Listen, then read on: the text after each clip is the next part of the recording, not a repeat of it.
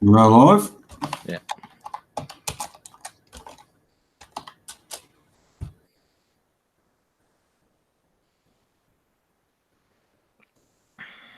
No, we had 100 subscribers on Measured Gaming. There you go. I got fucking 600 views on Joel kicking my ass in that battle report, man. All right, guys, we're just going to wait for a few people to jump in, see that we're online.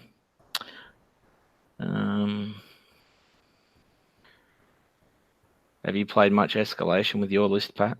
We played a game on the Thingo. On Sunday? Sunday, I played like 2 games of it. It's not a common scenario. Yeah. It's an interesting one. I reckon the band might be the surprise dark horse of bloody Badgacon this year.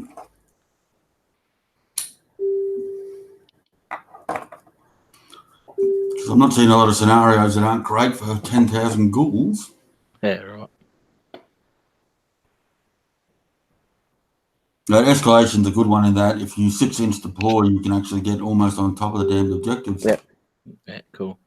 All right, we seem to have a few people in the chat, I think. Have you got...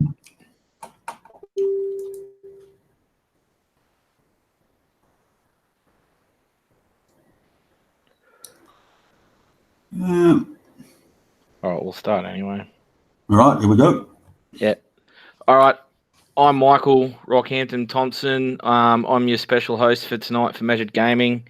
Joel unfortunately can't be here. He's trying to bank some bank some brownie points so he can watch State of Origin tomorrow night. I'm joined by Pat Nevin. Pat, how are you? Hello, Internet. So Pat's here, and we're going to do a quick recap of what we're actually doing at Badgacon this weekend, and we should be hooking into the list pretty soon. So here's a quick photo of the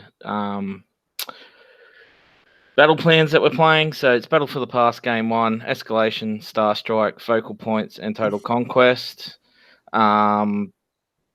In case you're not too sure on how Bendigo do their gamings, they come from the realm of Bogan. So that's just a house rule where if you table your opponent, is it turn 3, I think?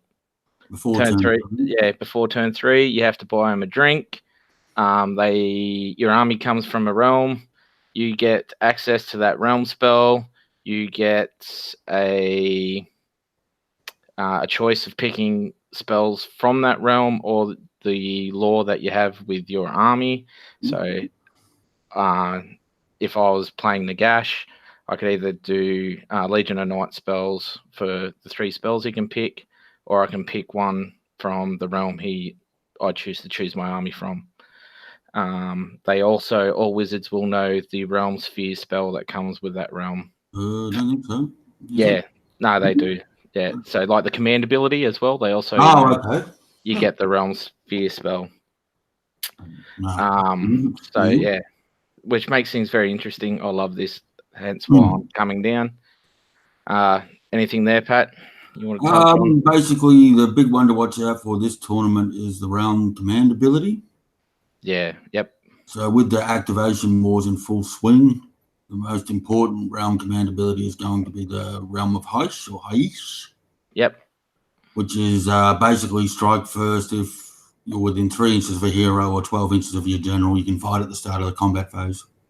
Yeah, that's a very good point. All of their start of phase activation abilities before the next player.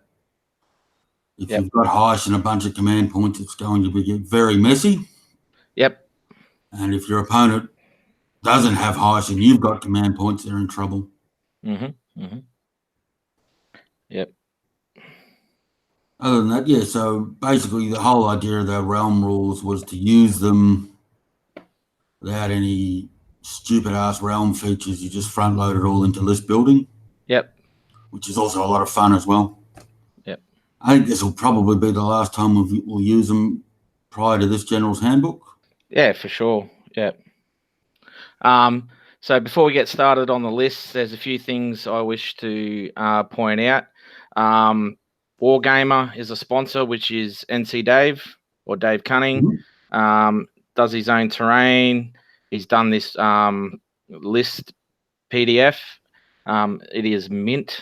It is So easily the best list presentation I've ever seen. Can I think of it? yeah. Big thank you to Miniature Scenery as well, another local sponsor for the boys. So to the pair of you, especially Dave, you're a credit to our hobby, mate, and thank you very much. Dave and Tim. Before we get started, also as a TO, I've just dived into that, being a TO myself. To the guys that submitted their lists either after time, incorrectly, or not at all, guys, it is annoying as fuck trying to chase you guys up to get lists. Next time you go to an event, please make sure you read your plays packs, get your lists in on time in the correct format, and it gives people like Dave who do these PDFs a much easier time to get them out in this such good quality. And to the guys that aren't coming or decided not to come, either didn't tell the TOs or left at last minute, guys, that is just pretty poor on my behalf. If you're not going to come to an event or you know you're not coming, let them know as soon as you can. It just makes everybody's life easier. Yep. Yeah, I couldn't agree more. So, yeah, people don't do this for money or anything. So. Nah.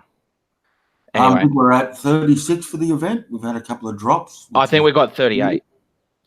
Oh, 38. 38. And then we got the lovely Jess being our buy-buster. So cool. It's 10 or 12 up on last year. So that's yeah, it should be good. Good weekend. We're going to start off with the grudges. We're just going to put the list side by side.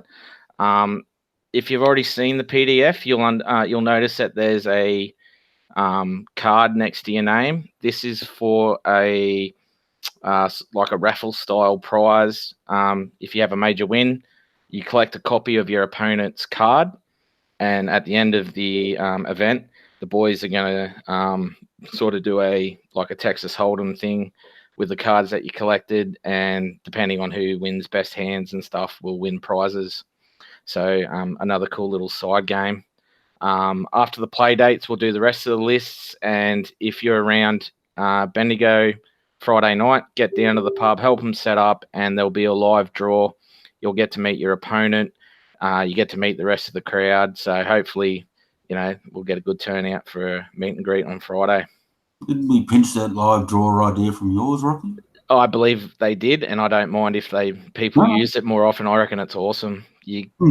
Like I said, you get to meet your opponent. The first time I went to an event, I didn't know who I was playing, and it was, it's a little bit daunting to walk up to a table and not know who you're playing against. So I just find that as a good icebreaker. Anyway, we'll do the first one, Pat, and you're involved in this, mate. I am. So this is the play date I have arranged with Sam Morgan of the Dwellers Below, or Smorgan as he is known. Yeah, so we've got Smorgan. He's running the Free City Tempest Eye. He's coming from Heish.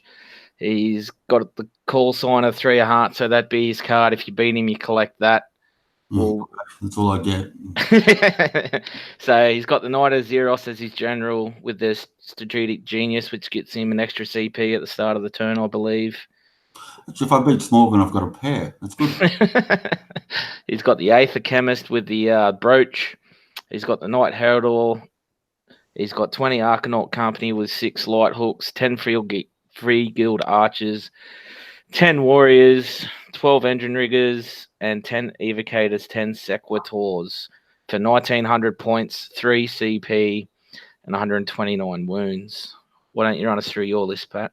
Yep. So basically, I've gone full idiot with this list. So I'm normally a Mortal Khorne guy, but I've had enough of trying to build different Mortal Khorne lists. Mm-hmm. So I've got Reapers of Vengeance, which is a double pile-in chapter or battalion or whatever you want to call it from Khorne. I've got the big boy himself, Chairman Mao, the Greater Demon of Khorne, with the Skull Shard Mantle, a Deaththirster, a Blood Secretor, and a Rathacorn Bloodthirster with the all-important Aether Quartz brooch, some useless chaff, and 2 units of 5 Furies. Some useless chaff. That's hilarious. Yeah, just yeah. So my list is basically I had 3 practice games with it on the weekend in our little tournament. Yep. And you either run forward and win by turn 2, or run out of command points and get pulled to pieces. Mm-hmm.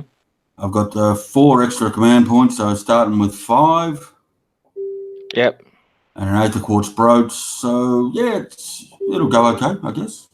Yeah. So we're playing, as we saw, Battle for the Pass first turn. Or first game. Sorry. With Smorgan's list, he's got extra 4-inch move if they fly. So that be interesting to see. 3, 6, 9 drops. What are you? 3, 6, 7. 9. Oh, 7. Sorry, your Tyrants. I've got the Torrent of Blood. Yeah, so 7 drops. So it looks like you'll be picking who gets to go first. The 3 extra CP for Smorgan. You've got 4. And we're all running the brooch. Oh, there could be CP for days in this. So coming a good game. Yeah, coming from Heish, it's just going to come down to whose turn it is, who gets to strike first. I think his big brain threat unit is the Andron riggers that are pretty choppy, and he hasn't got any guns on them. Yep. But against me, that's like, oh yeah, run across the board and lock me in combat. Oh no. So I'm not too worried about that. It'll be one of those games with tactical manoeuvring. For me, the Arcanaut Company's the real threat. Yep. Because Bloodthirsters are weak as piss. Yep. And I'll take 1 off a turn with getting 2 shots from the Aether Chemist. Yep. And with the extra move from, is it Tempest Eye? His stupid Free Cities. Basically a 32-inch threat range. Yeah, cool. So I'm going to have to do some really delicate manoeuvring to not get taken off the board by them. Yep. Or just charge forward on the they can't shoot all of us principle. While I got you, how come you haven't got any Slaughter Priests? Didn't fit into the plan. Minimum 240 points if you want the skulls. Yep. And that means you're taking really minimum battle line. Yep. And yeah, they just couldn't fit into the list, and I'm sick of buddy having to play games with 1 foot nailed to the shrine for the rerolls. Yeah, fair enough. It's different because it is very different to what I normally run. It's just straight full choppy. Yeah, cool. So how do you feel running up against Morgan? Confident? I reckon Sam's a good opponent. Yep. It is a bit of a grudge match because, the Dwellers below. Yep. The best of Victoria going at it. Well, some of the best of Victoria. Sam's always been a bit of he had his biggest success with Daughters of Cain, so that should tell you what you need to know. Yeah, fair enough. But if I can get the drop on him, it'll go okay. But the longer the game goes, the worse it'll be for me. Yeah. I really do like his army. Yep. He's got some good synergies going on with the Knight Heralder and the Evocators and Sequitors. Yeah, cool. We're just going to stop it there for a sec, and we're going to see if I can lock my screen so the people can see the lists and not your ugly mug, apparently.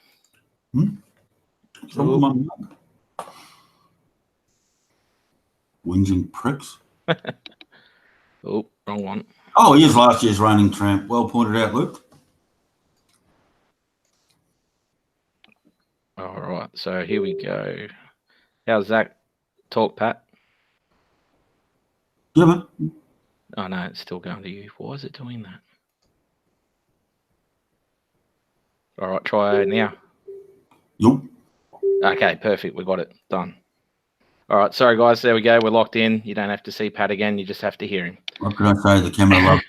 All right, so I'm quite interested to see how this one goes. Yeah. I'm playing Corn myself, and the the evocators. Yeah, like I think you both want this to be over quick, the way I see it.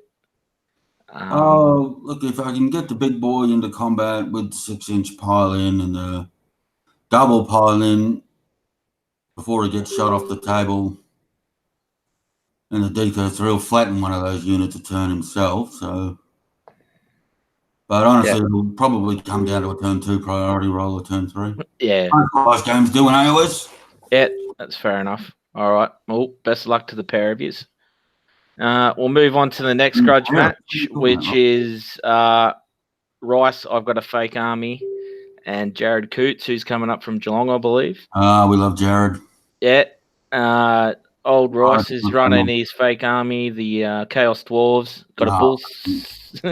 Actually, while I've got a bit of an audience, Rice got a real army. He's always in group chat going on about whether he should take this or that for his fake army. It's just like, dude, whatever, man, you know. Well, should I take 10 fire glaives or 25? Get a real army. So Reese is running the Legion of Asgore. He's got the Bull Centaur, a Demon Smith, Festus, the Leech Lord as an ally, bringing Bridge of Shadow. So he's from the Realm of Shadow. I like that pick. 30 fire glaives, 10 fire glaives, 10 fire glaives, 9 Kadai. You are a bastard, Rice. The Skullcracker War Engine pumping up the magma cannons. He's got 2 magma cannons and he's bringing the Geminids. Rounds out a perfect 2,000. No extra CP. 133 wounds. Playing Jared's Nurgle, mate, if you want to run us through that. Is about as good as a fake army list gets. That general is actually surprisingly choppy with a neg 1 to hit in melee and a 5-up. Yep. Rug. Yep. And the whole army ignores 1 wound. I guess he's trying to get around his lack of mobility by doubling down on Bridge of Shadows. Yep.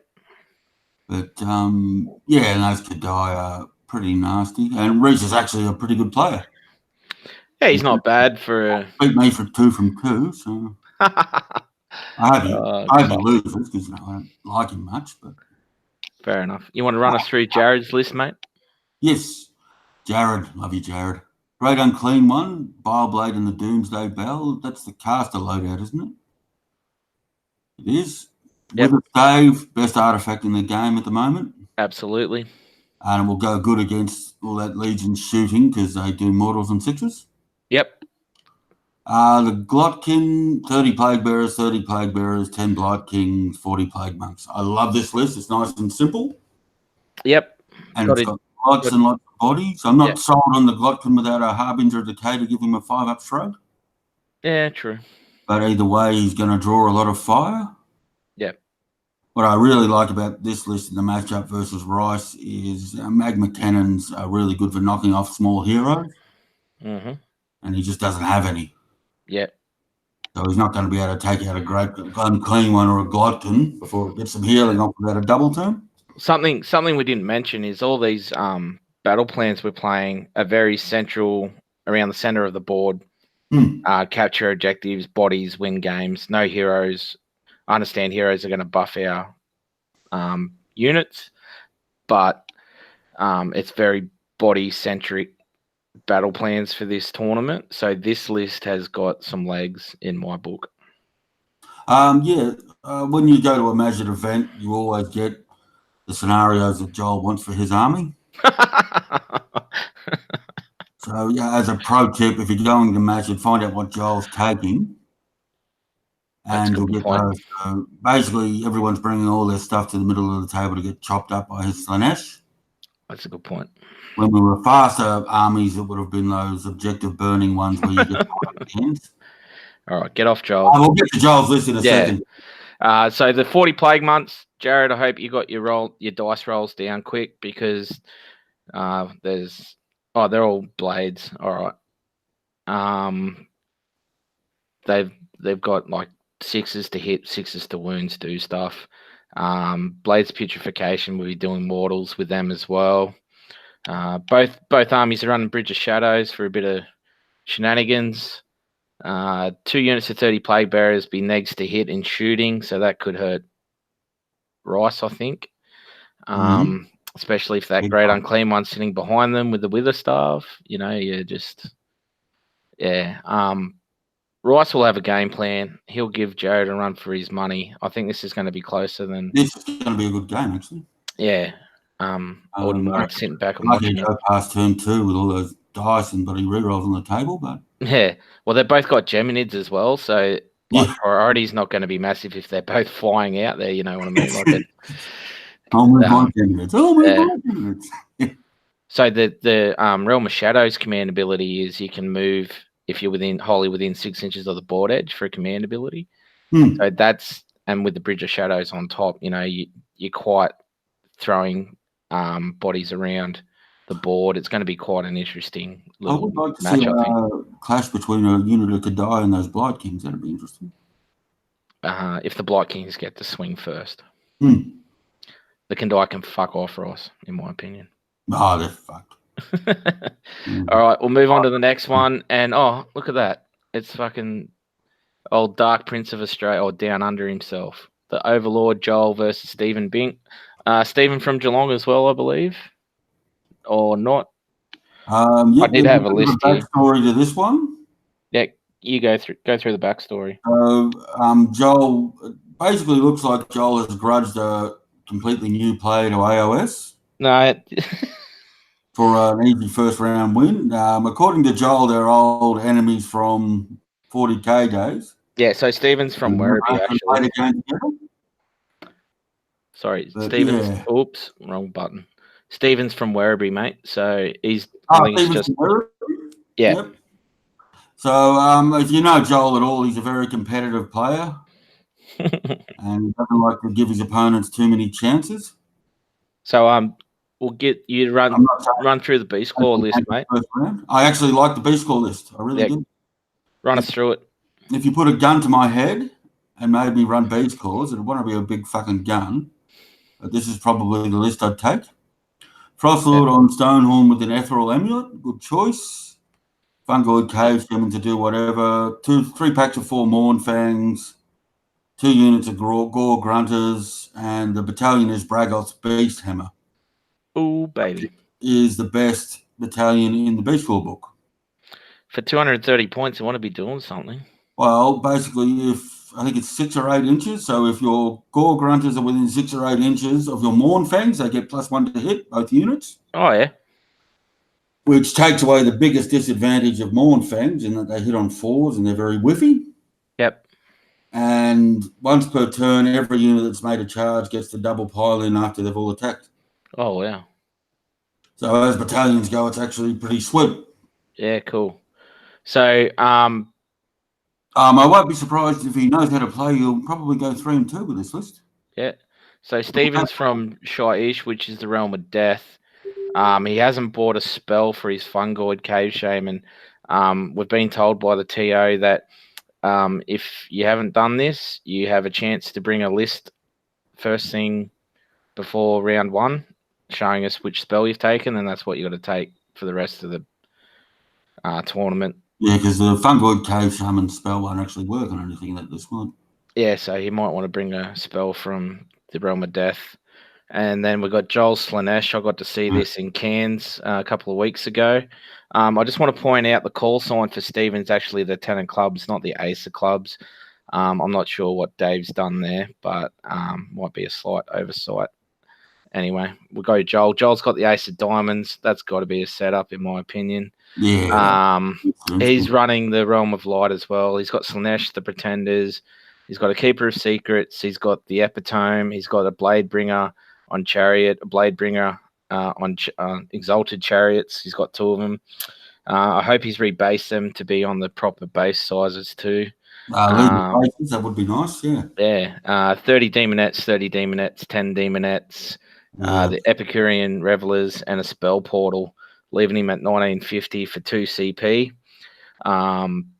This is just horrendous. This is basically the equivalent. I mean, it's not a net list yet, but this is pretty much the equivalent of 2 blobs of 30 Witch Elves and a Slaughter Queen on a Cauldron in Hagnar. You reckon? This is the point and click build of Slanesh for sure. Yeah. If you were an idiot, this is what you would come up with. I like that he's taken Healing Glow. On one of his Exalted Chariots to heal up either the keeper or your chariots. Yeah, it's a really filthy list. The Aetheric Net is pick a spot within 18. Everything within 3 inches of that spot is half move and take a mortal on a 4-up. So that's even his own army that he can be hurting himself with, especially when, like we've already discussed, that we're fighting pretty much table middle for most of our missions. It's an interesting pick, but I understand where that's coming from. Yeah. The battalion is filth. All the demonettes do mortal 6s to wound. He's yeah. It's got what? He'll have 3 CP turn 1. He's coming from the realm of Heish, which is strike first for command ability. Steve, I think you might be in for a tough one, mate. I love it. Domination steals points off your opponent as well. 18, 20 bodies compared to 80 odd. Yeah, mate, I think you're going to have a bit of a rough time in this, but hey, mate, it's a bit of a learning curve as you're new to the hobby, and you'll have a great game with Joel. He'll be lots of fun. But Stonehorn is pretty survivable, even against all that shit. Yeah, but that's only one body. You know what I mean? Like, and he's not. There's no summoning. There's no bringing extra bodies. Once they're dead, they're dead. What did Joel pull on you in your grudge last year, Rocky? Sorry, mate. What did Joel pull on you in your grudge last year? He brought Archaon and then decided to play the Places of Arcane Power. Oh, that's right. Yeah, but we won't speak of that. We won't speak of that. Yeah, so he's not a man for a fair matchup, but we'll stop picking. Actually, Joel would probably be your favourite to win the tournament. Oh, we'll speak about that at the end. Especially fixing the first game, but yeah.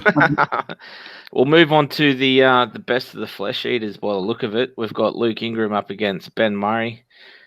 Luke Ingram, also known as Spooky Luke, is coming from the realm of light. He's got an Abhorrent Ghoul King on Terrorgeist. He's got a Ghoul King on Terrorgeist. He's got an Arc Regent. He's got a Courtier, 20 ghouls, 10 ghouls, 10 ghouls, and Ghoul Patrol. So he's a 5-drop. He's got 3 CP to start with. He's running the couple of brooches. Is that right? Oh no, just the Splinter Vein brooch, which I'd have to look up. Sorry. Yep. The Dark Wizardry giving him +1s to cast, I believe. He's got Spectral Host, which is giving him run and charge because he can fly. He's got Banishment, pushing people off objectives. That's a nasty list. You're a piece of shit, Luke. Luke has put a fair bit of thought into taking a well-balanced list. I'll get you run through. Splinter Vein Brooch, subtract 1 from casting rolls for enemy wizards within 18 inches of the pillar. There you go. So he's got a neg 1 too as well. He's got the 2 gruesome bites, so he can reroll hits on the fucking D6 mortal wounds or D6 damage or 6 damage bites. Monstrous figure, making them fight at 0 wounds. Yeah. Ghoul Patrol that brings them on from a board edge. Those are the units get bigger if they sit there. No, they just come on from a board edge. Oh, okay, that was the old one, right? Yeah. So the Cryptcast Gordier and the Ghouls are the Ghoul Patrol battalion, and then you got the 4 heroes. Height and 3 extra command points. Someone's been paying attention. Yeah, so you'll have 4 CP at the start of the turn, and then you could just summon everything. 2 Aberrant Archregents. Yeah, that's a lot of summoning, isn't it? Yeah. I dare say there'll be a few flayers because I know he's got flayers. Ben Murray. I actually really love Ben's list. This is what I would have done. Yeah, run us through it, mate. I would have run Flesh Eaters and felt like painting 300 ghouls. Got 2 Aberrant Archregents. Etherquartz Brooch, good choice. This is the Morgant chapter, which you never see.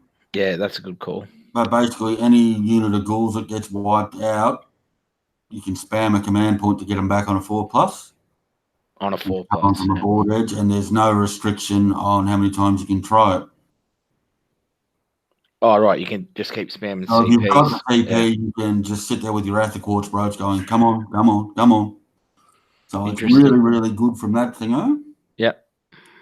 You've got the 2 Arch Regents, Decrepit Coronet. I don't know what half this stuff does, I'm sorry. You're right. I'll look it up. Keep going. Zombie Dragon over a Terrorgeist. I'm not sure what that's about. Maybe for his summoning. He's probably got a plan. Yeah, he gets a character, doesn't he? Yeah, I believe so. 40 Crypt Ghouls, 10 Crypt Ghouls, 10 Crypt Ghouls, 6 Horrors as his Hammers unit. Battalion is the King's Ghouls. Yep. And he's got the Chalice of Ushoran, which will be funny as fuck if he throws it up in the middle of the battlefield and they both get to use it in their turns. Yeah, yep. Because I believe that, yeah, so you use it in your turn, your opponent uses it in his. The King's Ghouls is the one where they reform, isn't it? No, they don't have to take battle shocks. Oh, that's nice. So as long as you're within the courtier, the Cryptghast courtier's within range of it, you don't have to take battle shock text for your ghouls or horrors. Courtier's got the life expectancy of a glass hammer, but there we go. The other thing for Morgaunt is if they've got units of 10, they get their bonus attack too. Yep. And then, excuse me, the artifacts, the Decrepit Cornet is also ignoring battle shocks within 18 or 12, sorry, because it's not the general. Okay. So now he's got 2 options to keep, the horrors or the cools alive. I believe everything that gets summoned on also gets these keywords as well. Yep. So there'll be other things that you can keep up. So, so you throw the 40 ghouls forward. If your opponent does wipe them out, you just spam a few command points.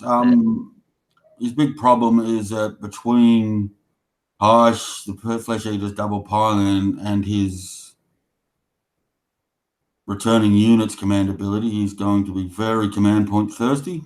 Yeah, well, I think that's what Luke's done as well. Like, Luke's running Feast Day, so he doesn't have to spend a CP to attack again. So he can attack first from the realm of Harsh command ability, and then, because he's Feast Day, the first one he spends to attack again. Oh, I see. That's clever. Stops him from having to spend a CP, so it's quite awesome. But I think that might give Luke the edge in this clash, in that you'll run out of CP. Yeah. Later in the game. There's quite a bit riding on it. They're both pretty keen to prove they're good FEC players. The Aether Quartz Brooch might be a swingy factor for Ben. If he gets a couple of 5-ups and keep CP, it could really hurt Luke. Yes. But the double Terrorgeist, you sort of can't go past that either. Like, I'd be quite interested to see how this goes, to be honest. It's another good matchup. This will be our matchup of the round. This is definitely a grudge match too.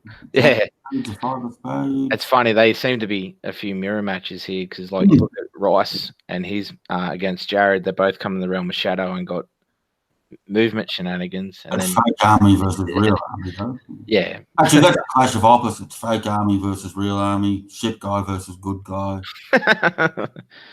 I think Luke will get this just with the double Terrorgeist, but I'd like to see Ben win running a different Flesh Eater Court slowdown. Objective capture. I mean, you rub them all out, and all of a sudden 40 ghouls jump up from your buddy backboard and make their charge. Yeah, that could hurt. Yeah, you're right. But they've both got double arc regents. So, yeah, it'd be interesting. My money's on Ben simply because this is the list I like for FEC for myself. Yeah. And those Crypt Horrors are punchy as fuck. They're underrated in Crypt Slayer meta. All right. We'll move on to the next one, mate. You can run us through Corey's list and I'll run us through mine. Righto. So, Corey, shout out to Corey. I think he's still in hospital, actually. I heard he's donated his last testicle for science. So hopefully he can make it game day and he should be hopefully good to roll dice. Right, so Reapers of Vengeance. Another Reapers of Vengeance. Realm of Heist for the fights first. Badgacon Bloodthirster with the General. Skull Shard Mantle, so he ignores all spell damage on a 2-up. And Mage Eater, which is not particularly useful in a corn match, but they're good. He's running the Crimson Crown. And 3 artifacts, yep. Two battalions. I can't remember what the Crimson Crown does in New Corn. I'll let you know. It lets him use his command ability for free, I believe. Oh, okay. That's a good idea. I believe. Yep, I think you're right. Whip Thirster, D Thirster with the 4+ strike first item, so that's pretty good. Killing Frenzy, Bonds Fresh, 2 Slaughter Priests, minimum battle line, 2 battalions, Skulls, a Wrath Axe, and 3 extra command points. Mm-hmm. So I don't want to say pretty basic, but it's pretty basic stuff for running across the table and killing everything in front of you. Yeah. So the Crimson Crown lets you use the one on their War Scroll, so you can't use Heish, but he can use the one on his War Scroll for free once per battle round. So that's giving him the 6-inch pile-in for free. The Karoth Blood Hunger on a 4-up, he can attack first.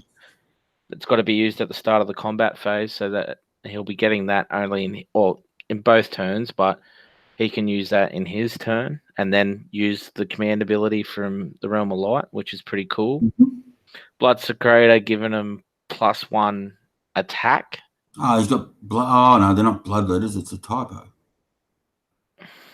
No, they're not. They're Blood Reavers. They're all Blood Reavers. Yeah. No, it's a very solid list. Corey knows what he's doing. Yep.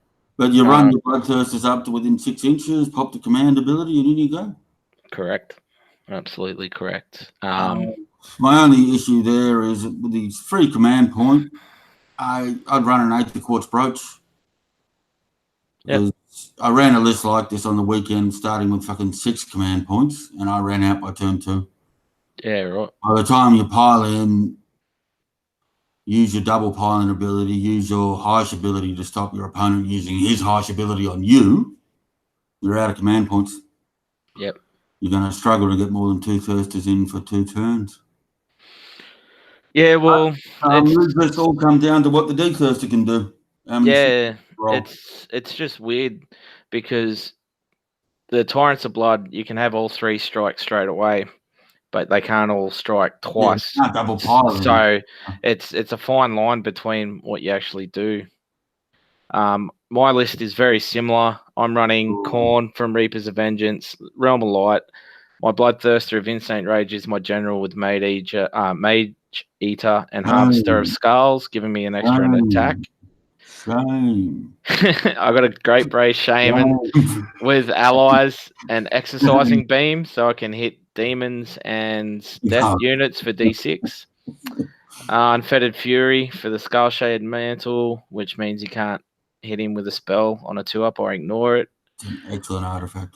Yeah, the Wrath of Khorne Bloodthirster, 2 Slaughter Priests with Killing Frenzy, Bronze Flesh, 10 Reavers, 30 Blood Letters, Torrents of Blood. I've got Cogs, Hex Gorgeous Skulls, and the Wrath Axe.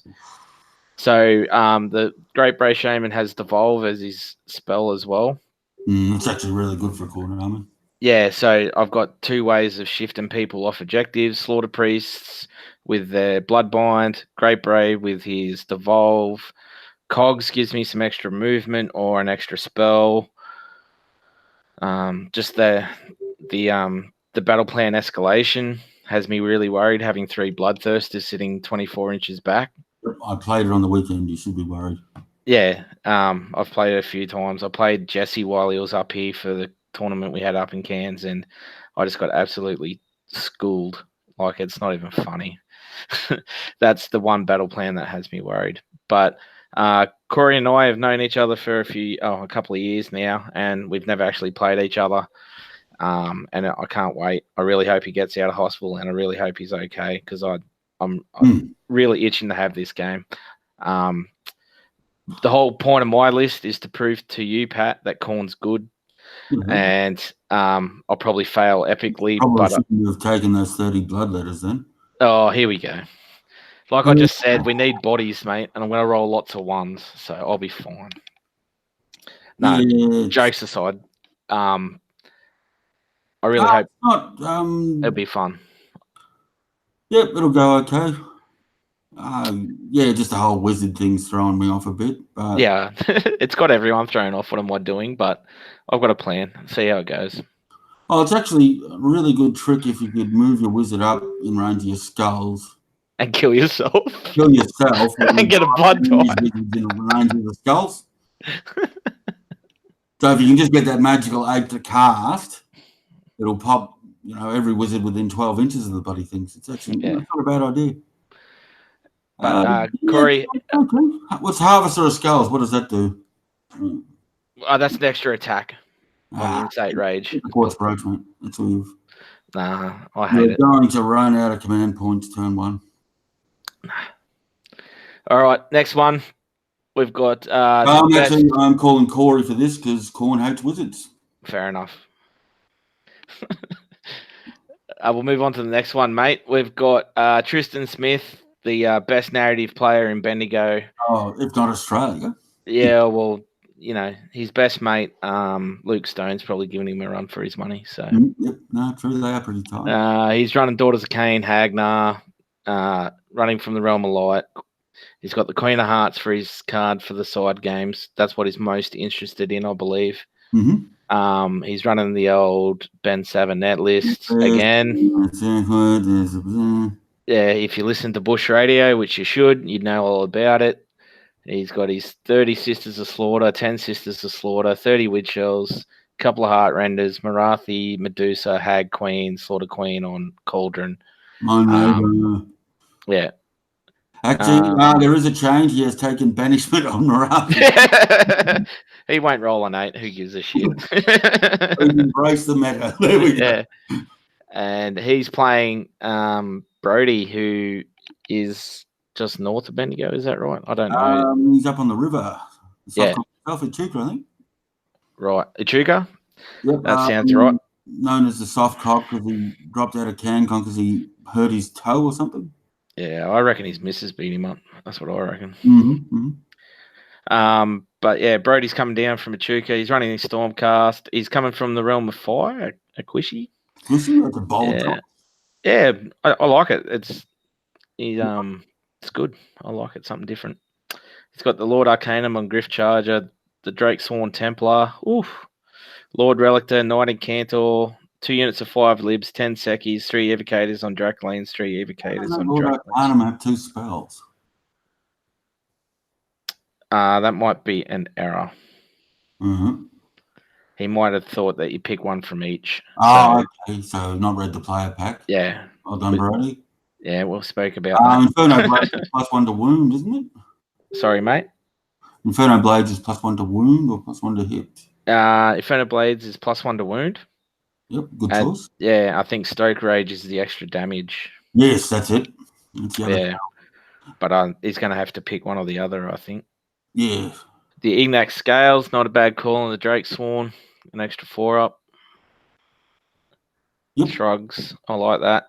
I've actually, if you're taking one, I much prefer the big boy, but yep. Yeah. I just don't. The Staunch Defender's quite interesting because he's not coming from a Storm host. Not coming from the Drake, yeah. Yeah. Those Sisters of Slaughter have their 6-inch pile in. So he's only got the 1 CP for his command ability, but I guess Daughters don't really have bloody CP to have to pimp burn. So under the wire for command points, isn't he? Yeah. Tristan outdrops him, so he'd want to deploy right the way back. Translocation for mobility. It'll just be interesting to see how he gets through the 70 bodies. Yeah, I reckon Tristan's got it just on Ben Sabbath's net list myself. Yeah. I hope he's fixed up his movement trays. There was a bit of an issue in Cairns with his movement Oh, yeah, trays. they are over an inch, aren't they? So shout out to the failed charge crew for bringing that forward. He's like Nothing gets 1/10 like of an them. inch out. Yep. So Tristan, I hope you fix them up, mate. And then Brody, this will be a tough game for you, mate. Our heart's with you, but I'm calling this one for Tristan, I think. Yeah, I have to agree. But hopefully it'll be good to meet you. I haven't met you yet, and you'll be down for a few beers. Marathi and the 70 bodies in this mission, I think they just go through that. Yep. Unfortunately, but anyway, should be a good game again. Brody and Tristan both have fun. And now we'll move on to the rest. That was all the grudges. And we'll start off with... We're doing the live draw on the Friday night? Yeah, so the Friday night, once we get it, because we're all going to the venue to help set up, have a few beers. We'll watch the Raiders beat the Tigers in the footy, and there'll be a live draw. Raiders? Rugby league, mate. Rugby league. The Raiders. Rugby league. Anyway, we'll move on. So, Lockie, Mulcahy. Mulcahy himself? Yeah. Second to the dwellers below coming to the event. Shout out to the boys. Yeah, it's good to see the state ravel around a good event. So, he's a regular on there most of the time. Hopefully he doesn't have one too many beers on the Friday night and turns up healthy for day one. I believe at CanCon he was very, very crook day one. But he's running another Daughters of Cain, Hagner. He's coming from the realm of Shadow. He's got a Slaughter Queen on Cauldron, Hag Queen. He's got a Tidecaster as an ally. Cool. I like it. 20 Witch Elves, 15 Blood Sisters, 2 units of Heart Renders. 1950, Realm of Shadow. He'll be dancing around the board. Fair bit of movement shenanigans. Yep. It's not. I'm not sure what the Tidecaster. He's got a debuff spell, doesn't he? I believe so. Yeah, it's a bit creative for a Daughters list. Yeah, well, not everyone wants to be like Tristan. So no, they don't really benefit from creativity, in my experience. Yeah, you can take something a bit different, but it's probably not better than blobs of 30 Witch Elves. Yeah, fair point. Sisters are fucking nasty when they get turning and burning, though. Daughters, like he knows what he's doing. He's in a good thing. So the Tidecaster is subtract 1 from hit rolls. Also, at the start of your next hero phase, that unit suffers D3 mortals. So it's not a bad not a bad call. Yeah, I like it. He's got the 1 extra CP. No battalion. No. He's done well. He made the final table at Bush Bash last year. He played Jesse, so he's no not peanut. Yeah, he'll go all right. He'll probably, because your game with Smorgan will be over pretty quick, I believe. He'll probably get some lessons off Smorgan on how to finish his game. So yeah, that'll be nice. I play the fuck out of Smorgan. It's going to take me a minute to even reach a model. Classic. We'll go to Richard Scott's list, who's running a Firestorm army as well, if you want to run us through that. First of our Geelong boys after Jared, or? I'm not too sure. I'm just going to look it up where Richard's from. Firestorm. I do not know what this shit does. Sorry, +4 to flying movement, +2 to regular movement. Oh, this is the one where you can't have Brock in it. Oh, right. So now it's okay. It's not a free cities. It's a mixed order list now. Okay, that'll work. Archmage on Dragon. He's actually got a pretty good spell. Dispel stuff, if memory serves me. Yep. Master of Defense. That's a staunch defender for mixed order, isn't it? Which one? His command trait. Master of Defense. Yeah, that'd be mixed order. which does, I don't quite know what. I've got a feeling it might be a similar to Staunch, or it's a 6-up ward save. Yeah, so the Archmage Dragon has the it's cast on a 4. Select a visible unit within 18, and all spells affecting them are now cease. Yeah, it's a really unique spell for Yeah. either debuffing your opponent or your own troops. You can also hit an endless spell with it, and it's dispelled. It's outstanding. Yeah, so for rolling a 4, you can get rid of an endless spell. Like that's amazing. He hasn't picked spells for his Archmage and Lawmaster Yeah, or a realm, so that will make this list really interesting. Just to yeah. see what other spell he takes. I don't know what a Great Eagle does. The Archmage is also doing the 6-up. Yeah, ignore wounds. Oh, yep, that's the Mystic Shield thingo. I Yeah. don't know what a Dwarden Bolt Thrower does. That's Compendium, isn't it? Nah, it's not. Not that I know of.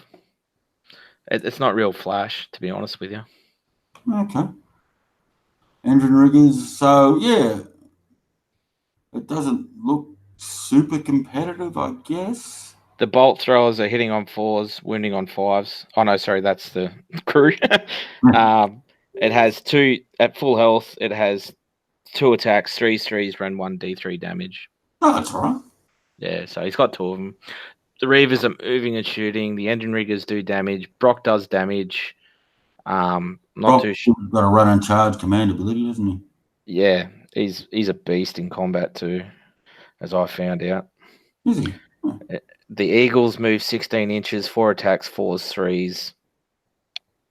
They get an extra 2 attacks if they charged. Lots and lots of endless spells.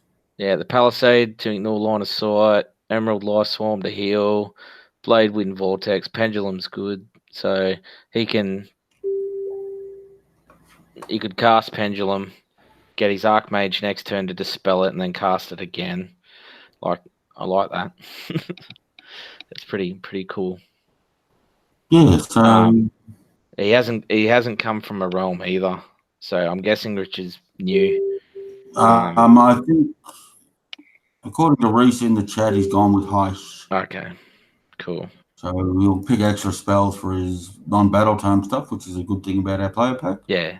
So hopefully, Richard, you turn up on the day with a list with the spells on it, so you can show the TOs. That's what you want. Realm of Light, not the best of spells, but the neg 1 to hit from their Realmscape spell is solid. It's cast on a 5, so yeah, that's not a bad move. The Reavers and their movement can catch people off. He's just lacking bodies, I think. Yeah, I hope it goes well. Yeah. So he is from Geelong. Hopefully he has a good weekend, as with the rest of the Geelong boys. Ken Shimizu running Stormcast with Anvils from the Realm of Light. It's got a Lord Celestine on Star Drake. It's got a General. It's got a Celestine Hammer. He's got Deathly Aura as his trait. His artifacts a Soul Thief. He's Keen Clawed as a mount trait. He's a Lord Aquila, Lord Castellan, Lord Relictor, Knight Heralder, 5 libs, 5 libs, 5 libs, and the biggest piece of shit I've ever seen in my life, 9 Vanguard Raptors. Actually, a bit of backstory here. Ken is a new bloke from Kyneton who's jumped in to join the tournament. He's a mate of Peter Atkinson's, but against him. Yep. So we sort of put this list together for him. Oh, you guys are a piece of shit then. Yeah. Fucking 9 Raptors double tapping with their anvils. Yeah, awesome. 2 extra CP. How's he getting? My suggestion was Divine Light on the Lord Relictor, which is probably the best prayer in the Stormcast at the moment. Yeah, reroll 6s to hit them. Yep, that reroll 6s to hit is phenomenal in the current meta. Yeah, you're correct. I absolutely agree. He's at 1990 points. How come he's got 2 extra CP? That's got to be a typo. So I don't think he's actually got any extra CP. He hasn't got a battalion or anything. So you done fucked up, NC Dave. No, he hasn't. He's done well. But Oh, Ken's new. Hopefully you have a good weekend, Yep, mate. hopefully he's pretty new to the game. He's played a couple of Yep. practice games, so tournament's a good place to learn. He'll get a couple of that list. That's it. And star rates are always great fun when they start eating stuff. Yeah, I hope I don't face it, mate, because that's a joke. Those Raptors. Oh, the long strikes, yeah, they just Yeah. off a Thursday, like gone. Yeah, pretty much. But And yeah, they're always setting up with the Lord Aquila. It's actually a pretty good list. yeah, it's a great list. Mick Shepherd and brought Mick Kyton from Toowoomba bought something similar up to Cairns, and I think that's where Tristan would have got this list from. Yeah, he's not a man for original ideas, is he? Yeah, Tristan got schooled game 5, I think, against something similar. So, Yeah, the only real beef is not enough bodies, and that's pretty much all Stormcast lists. pretty much. But like Smorgan's done with the Night Heralder, you get to run charge. Retreat and charge with your drone. Yeah, retreat and charge. You can shoot terrain as well, I think. So You yeah, get it's some pretty work. solid. Yeah. All right, we'll move on to Philip, mate. Philip You want Smith, to run us through that? the Blazing Lion, Sylvaneth from Gyron. Interesting choice. Call sign, the King of Hearts. So he's got a Gnarl Root, which that's the extra spell or the extra cast. So that's a good choice. And he has stacked it with casters. The Spirit of Durthu as a general. Gift of Gyran. I can't remember what that does, but it's pretty good. Gerstrike for a Durthu is pretty much a no-brainer with his 2 6 damage attacks. Yep. Tree Lord Ancient with Glamour Weave, that's a 6-up shrug. Mirror Pool is a teleport spell as well, so that's a good choice. Yep. So if you don't get your woods down, you can teleport that way or teleport away from your woods. That'll catch people. Yep. Branch Witch, and a Branch Wraith. Branch Witch is the Summon Dryads one. Throne of Vines, well as below. Rounders, Lemon Teary is pretty much an auto include. That's the +1 to cast, +2 to cast your Woods. Deepwood spell with the extra bonuses from the Throne of Vines. So you put her up and then spam your summoning spell. Yep. 30 Dryads, 10 Dryad, 5 Tree Revs, 5 Tree Revs, 5 Sisters of the Thorn, which is an interesting choice. Yep. They've got a really, really good spell. But the Gift of Gyran's healing 1 spell at the start of each hero phase for Durthu. Oh, nice. So that's that one. And I don't think the Sisters of the Thorn spell is particularly good in the current meta because it works on a modified 6 for the kickback mortals. So if they've got neg 1 rend, it won't do a damn thing. Reroll saves are still good. But it's more from AOS 1 when you could stack Mystic Shields. And that's a fair point. The endless spells have got Baleward Vortex, Quicksilver Swords, and the Burning Head. The Burning Head, I've never seen that. Yeah, it rerolls 1s and does mortals. So if you're within 6 inches of it, you get to reroll 1s to hit. Okay. It's quite interesting. The Quicksilver Swords are pretty good in this tournament. There's a fair bit of chaos running around. The Balewind Vortex, quite interesting. I'm not too sure what he's throwing on that. Be a Branch Witch, I suppose. Yeah. 2 command points from his battalions. A bit light on for bodies, but hopefully his summoning will take care of that. I'm guessing he's a 2-drop because the Sisters of the Thorn would be an drop. Yep. So you give up a fair bit by that. But first 2-drop list we've seen, so he'll be out dropping everybody regardless. Pretty much. If those stomps go off for the negs to hit when you're in combat with them, this could be quite a nasty list, I think. Yeah, no, Sylvaneth are always good. I can't wait. I hate playing Sylvaneth and I hate Sylvaneth players, but I can't wait till they drop that bloody 1-drop bullshit. But anyway, that's just me. Elite battle turns so we can get rid of them stupid bloody trees. Yeah. But Philip, that's a solid list, mate. Yeah, he's from Melbourne as well. Okay. Yeah. Moving on down, we've I got might know. Wade.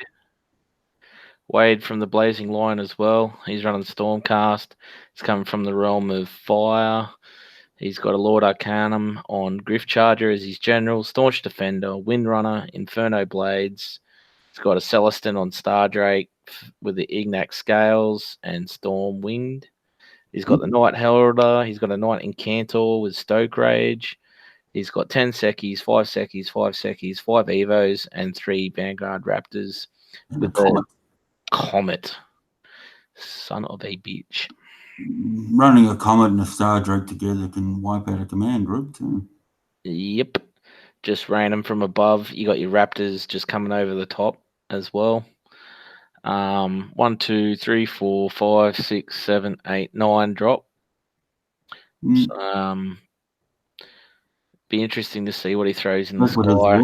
I'm not sure if he has got the numbers wrong for his Stormsight Great Maces. There should be 5 and 3 to a unit if you've got all the models. Yeah, he might not have them all. Yeah. But Wade's obviously from Melbourne as well.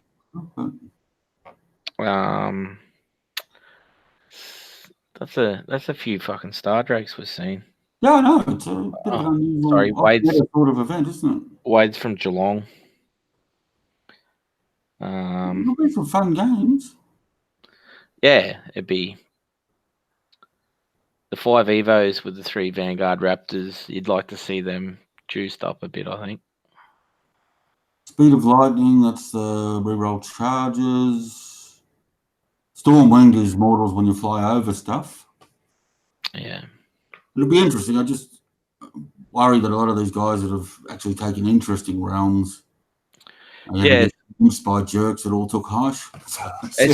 It's just unfortunate. Like the Realm of Fire has some beautiful buff spells, like the +1 to wound, +1 damage. It's just that the realm, the command ability is a piece of shit.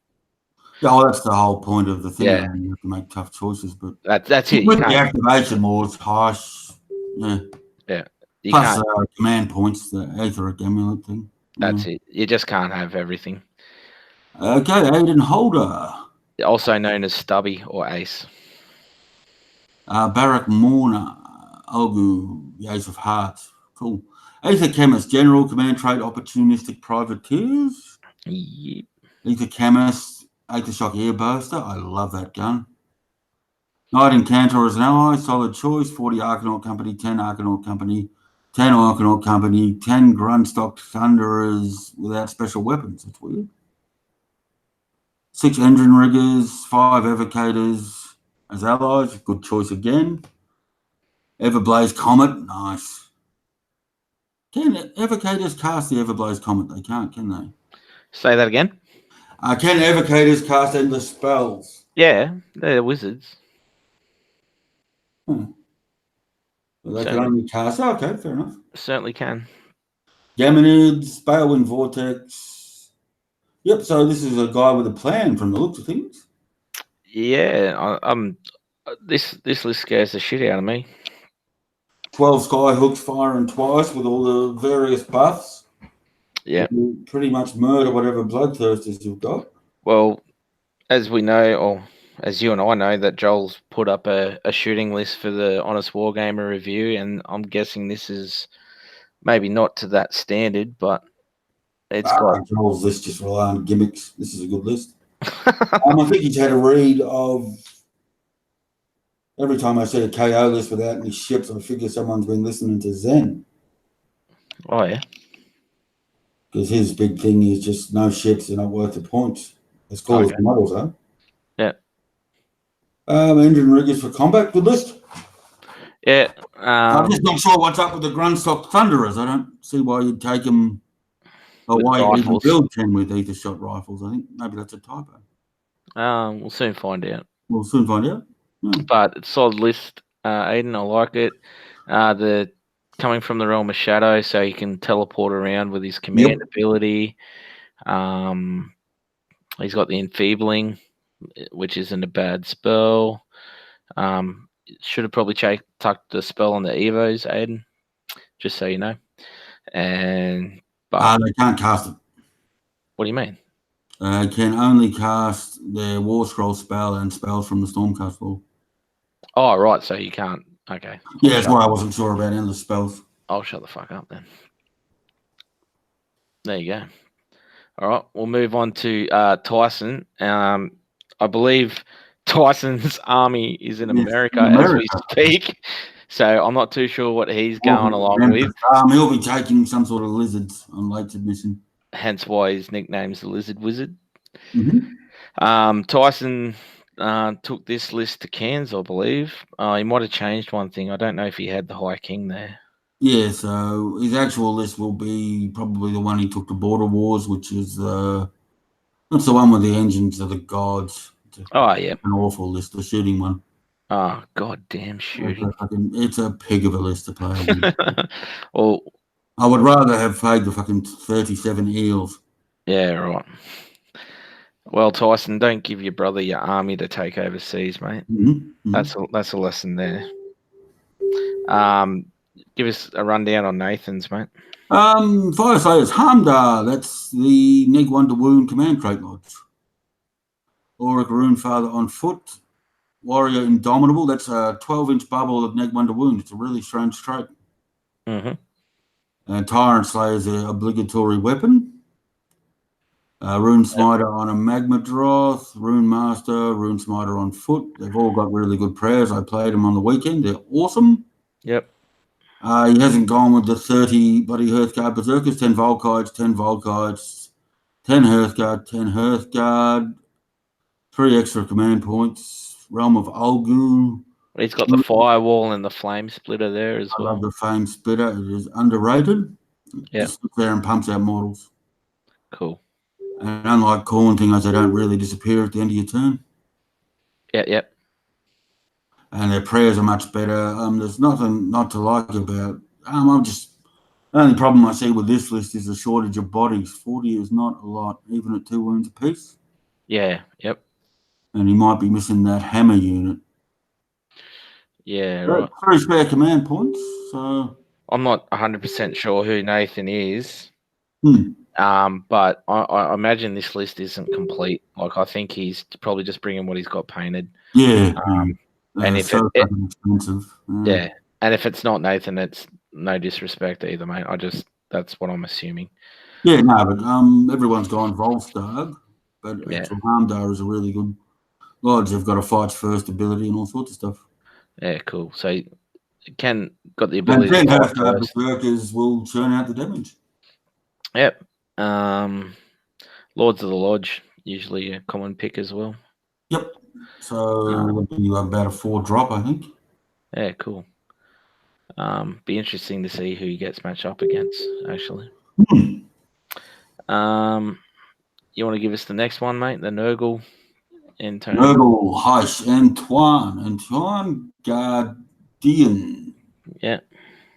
Harbinger of Decay. Resilient with the Wither Stave. Best artifact in the game at the moment. That's Neg 1. Reroll 6s in a bubble. Yep. Lord of Blight with an Etherquartz Brooch. Good choice. He's from Heish, so we'll be using a fight first ability. Yep. And Nurgle's bloody command point heavy anyway. Yep. Blades, Rodigus, Favorite Poxes, 30 Plague Bearers, 15 Blight Kings, 30 Plague Monks. Did you take Plague Monks in 30s? No, there were 20. Yeah, that's interesting. Not 100% sure, but I've got a feeling that they're 20 blobs, aren't they? Yeah. Anyway, it's Well, got the Blight Cyst to make the Blight Kings battle Blight line. Red one. Yep, using the wheel to speed the whole show up. There's not really as much debuffing around as there used to be. Yep. So Blight Kings are going better than they used to, I think.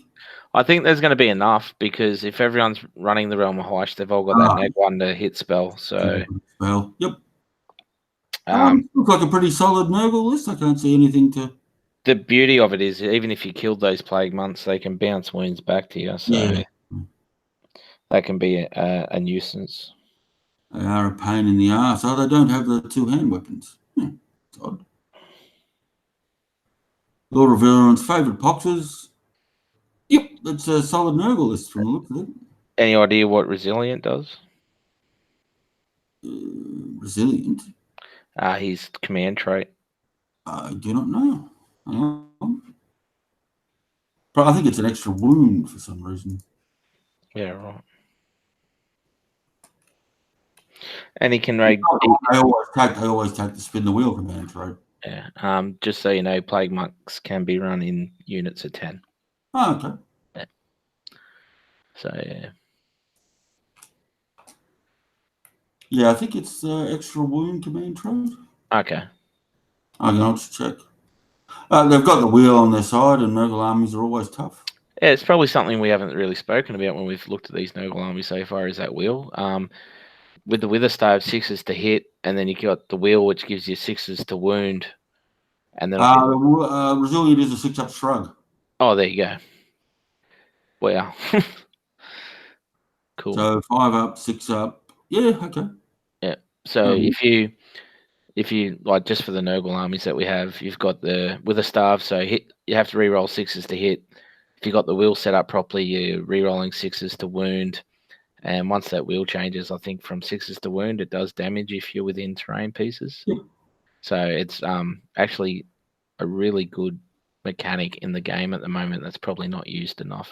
Yeah, no, the Witherstaff is keeping Nurgle competitive. Yeah. We'll move on to Kyle. Kyle Hoffman's running Reaper's Avengers as well. Heish, he's got Instant Rage, Slaughter Priest, Slaughter Priest, Blood Secretor, Wrath of Corn, Bloodthirster, 30 letters, 10 letters, 5 Flesh Hounds, 5 Blood Warriors, 3 Blood Crushers, and a Murder Host.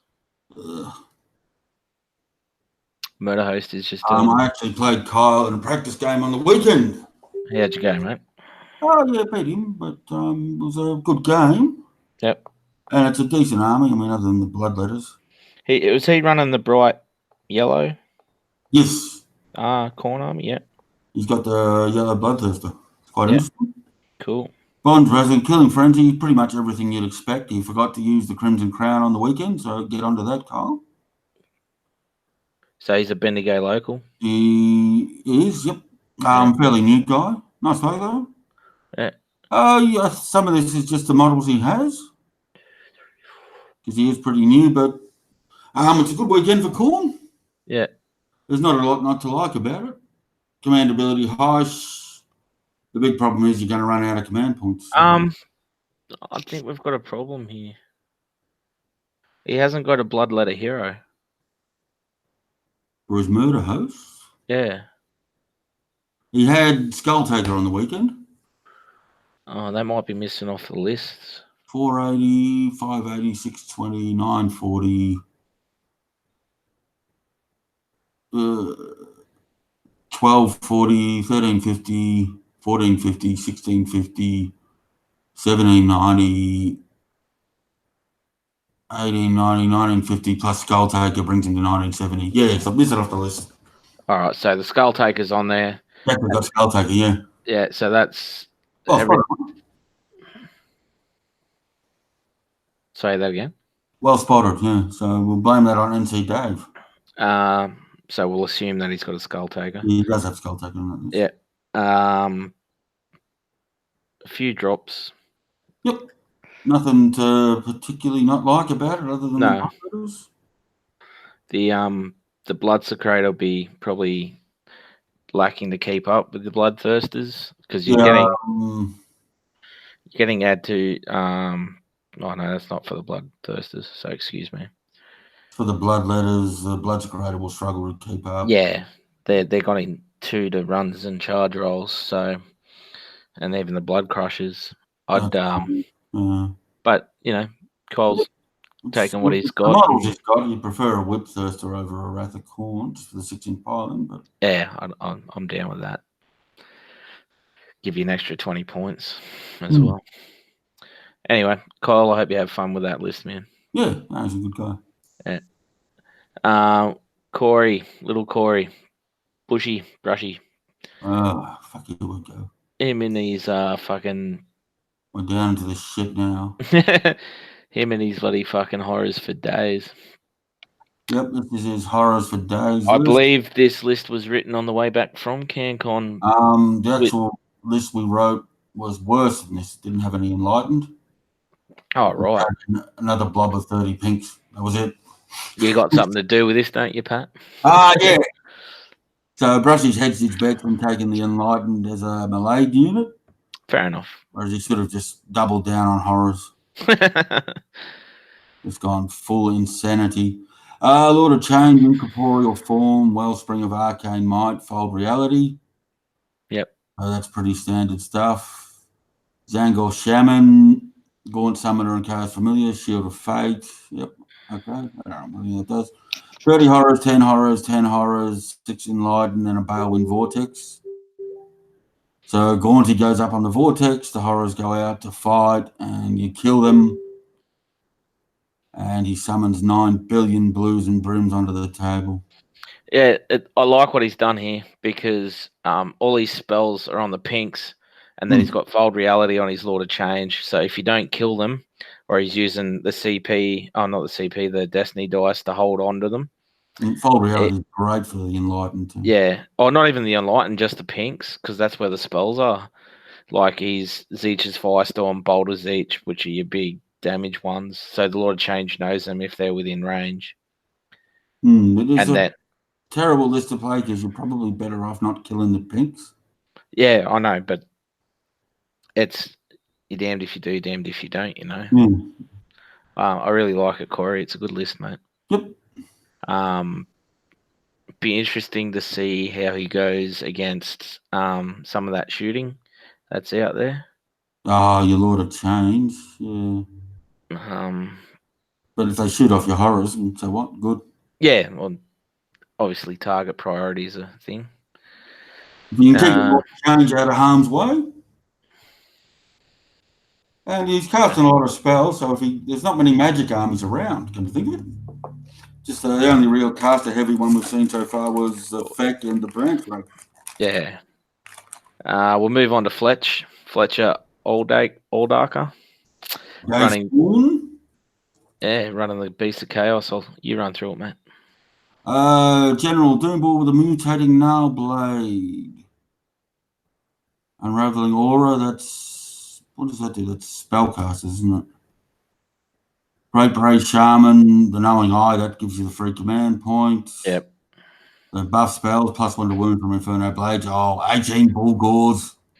10 Gores, 20 Raiders, 1 Chaos Spawn, 1 Cygor, Desolating Beast Herd. He's got the Diehorn and the Dieflock. I really hope this one does well. I really do. Yeah. I'm not sure. It's not really the best competitive choices. I mean, you take the Wildfire Taurus over a Dirge Horn and a Dieflock. Yeah. But I just hope a guy with 18 Bullgores gets out there and kicks some ass. Yeah, well, it's interesting because the Dieflock, everyone's worried about their CP to strike first from the realms. Yeah. Right? So the Dieflocks, I think it's -2 to Bravery. Yep. So if you're not using your CP for Battle Shock and they're around, you could be in a world of hurt. Like that's a positive spin on it, but yeah. If you get that Gave Spawn ability off on your Bullgores, yeah, Desolating Beast Herd's the one Joel used, so exploding 6s in the opponent's half of the board. I just said not enough bodies is always the problem, but those Bullgores are insane when you can get them into combat. Yeah, so they're it's going to be like a Bloodthirsters for Khorne, mate. As long as they get to get in and swing first or wipe off what they're fighting. Yeah, 24 wounds to a unit. Yeah. Hope he does well. That'll be a fun army to play against. He's got some good. And I love Cygors. He's got a bit of chaff there with Raiders. They get their movement after deployment. So, if you screen properly and make a charge, he's probably going to do some damage. This will win or lose off a second turn priority roll. Yeah. Moving on down, we got Dan Brown. He's the novelist of such thing as. The Da Vinci Code. Da Vinci Code. That was what I was looking for. I just fucked up my own joke. At least he's not writing shitty books anymore, so I'm happy about that. Yep. He's running corn. You run it through, bud. I had a look at this one, and I don't think it is Reapers of Vengeance Oh, okay. because it doesn't have a demon in it. So Yeah, right. I think there might be some sort of something going on with this list that's not quite right. He's Yeah. from Guyran. He's got the Beast Lord of Corn, Command Trait Slaughterborn, which he can't have. Yeah. So yeah, Beast Lord won't get a command trait in that army. So yeah, this list needs to be fixed. Yep. Demon Prince with Gur Strike, which is actually a really good choice for him. Yep. Bloodsecrator, Slaughter Priest, Great Brave Shaman. Vestigores, Blood Warriors, Gores, and 10 Skull Reapers, Brass Despoilers. Which is the Beast of Chaos one. Interesting army. So the Brass Despoilers is the Beast of Chaos That's how it battalion. makes Bok Corn. It's actually a pretty good battalion in and of itself. So I don't think he's Reapers. You're right. That's probably got to get taken off. Yeah, there's absolutely no need for it to be Reapers of Vengeance, and the general can't have the command trait to stop. Yeah. So the Hex Gorgeous Skulls, Wrath Axe are solid choices as well. The Skull Reapers, 30 Beasticles. Now, the Great Brave Shaman gives you +3 to their movement if they start within 12 of them. Yep. So I think what he's going to do is run those Beasticles across the table, toot sweet, and get them into combat. Yeah. They don't need a lot of buffing to do damage. Yeah, if Dan's listening or gonna watch this back, you might want to pick your Slaughter Priest prayers as well. They need to be picked like spells. If you, like we said at the start, if you bring a list in showing that's what you've picked, that's what you get to use for the rest of the tournament, mate. So they're just a word of warning. Yeah, so if anyone knows Dan in chat, give him a bit of a shout out. Yeah, it'd be most helpful. Yeah. And we've got Kingsley Muir and fucking Tomb Kings. Tomb Kings. He's got the Exalted Chariot. He's got a Tomb Herald. He's got a Leak Priest. He's got a Necrotech. 5 horsemen, 5 horsemen, 5 horsemen, and 6 Yusabdi, 6 Yabdi, and a Necrosphinx. Clearly doesn't have points, CP, allies, or wounds because this is right up with Rice's fake army, in my opinion. Yeah, this is. I actually don't know. I think he might be a returning player or something. Yeah, cool. In which case, that's all right. But yeah. Ethereal Amulet, Ruler of the Night. Yep, I don't know what he doesn't have. It's the bloody snake things that everyone looks out for, isn't it? Yeah. Have them.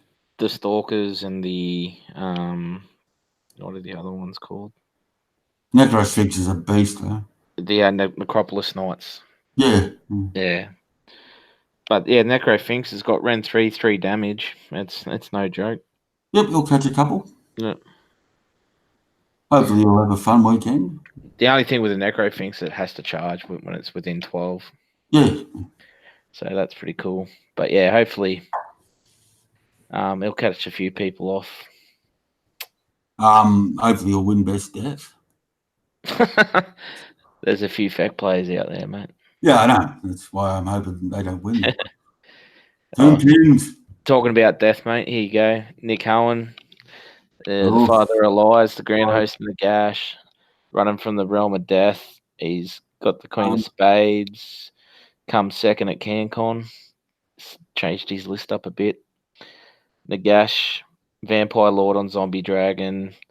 He's got 2 units of Dire Wolves, a unit of Chain Rasp for 10, 30 Reapers, a Spell Portal, and a Geminids. So you're the death expert here, Mike, but to me, this looks like he listened to the criticisms about the cuntiness of his CanCon list and found a way to make it even cuntier. There was nothing wrong with his CanCon list. Like everyone hates playing Grimghast, but they probably hate Vampire Lords on Zombie Dragons with Ethereal Amulets more, so he's just doubled down on the awfulness. Oh, the only thing criticism I got is the no necro for the double pile in. Yeah. But I sort of understand what he's sort of doing here. If you kill the Reapers, he's just going to bring them back. If you kill Nagash, he's going to heal them with the command ability from Death. That is a sweet command ability from Shaiish, yes.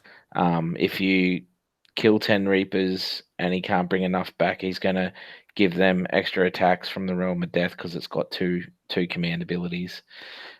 Pinions for speed for Nagash, Overwhelming Dread for negs to hit.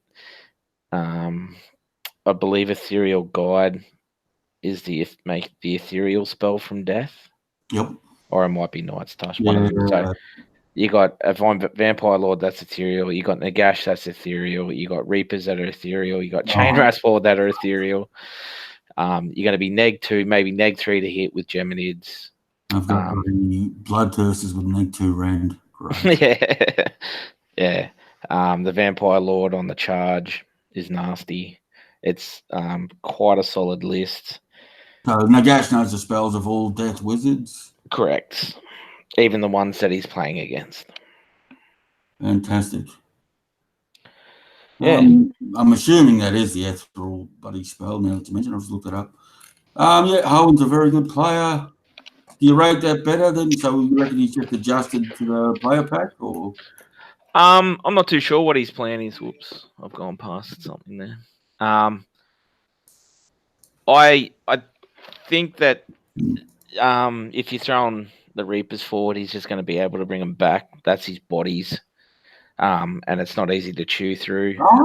Fuck me rigid. No, it's not. Right. Knight's Touch is the make things ethereal spell. Yeah, so that's on Nagash. Yeah. Ethereal Guide is add 1 to hit rolls for attacks made by the caster. Oh, fantastic. Well, there you go. It's even better. That'll get you over the zombie dragons, but yeah. Tendency to whiff on 4s. I reckon he's adjusted quite cleverly to the player pack, the miserable bastard. Yeah. I don't want to play this one. he's got quite a few hammers there. He's got stuff that you can't just easily walk through. Extra CP. The only drama is if he was to take first turn in a turn and they get double turned by something from the Realm of Light. Yeah, you get carved up a bit. But that's, But you do tend to give Nagash first turn just because the prick can't reach you with his 8 billion. Yeah. So. He knows what he's doing. It's nothing to just look at and go, I can beat that. He'll have a plan and be pretty solid in executing it. The next one's got my attention though. It's Cam. Yeah, Mr. Cam Ritchie. He's running Grand Host as well. He's running from Death as well.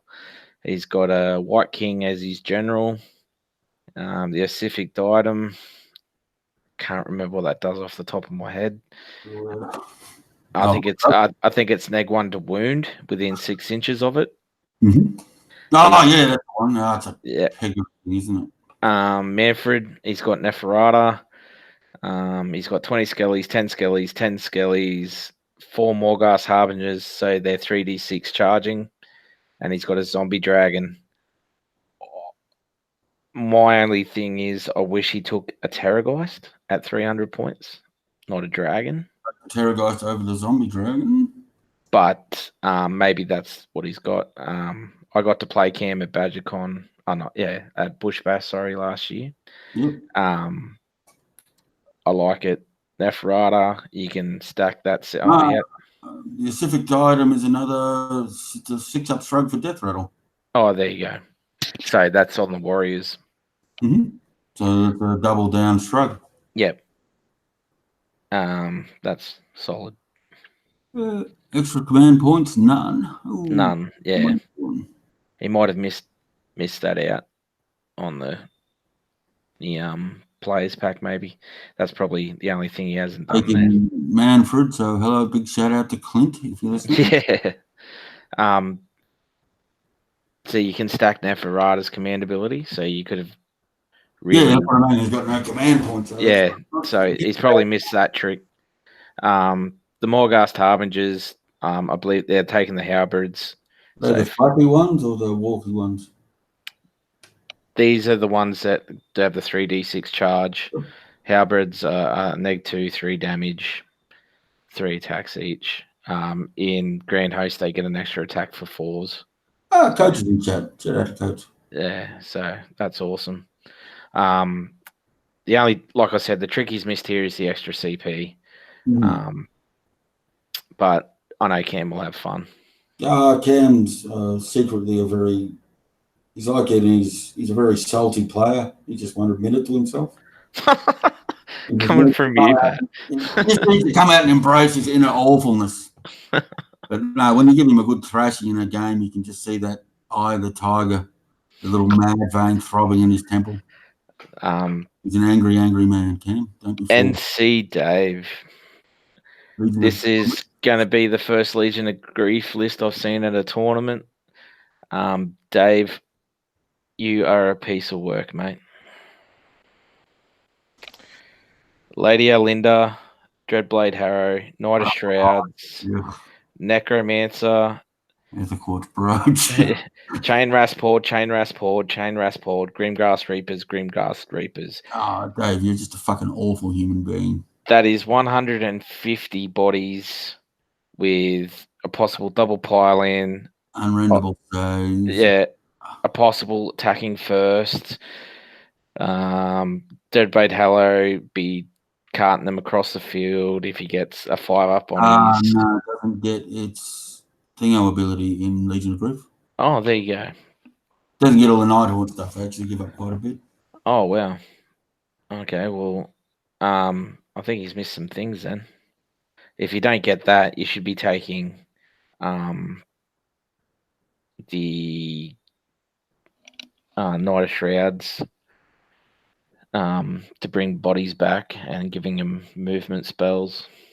Yep. Is that Knight of Shrouds or Vampire Lord or whatever? No, not the Vampire Lord. I'm confusing myself here. Sorry. Guardian of Souls. No. Guardian of Souls. That's the one. Thank you very much.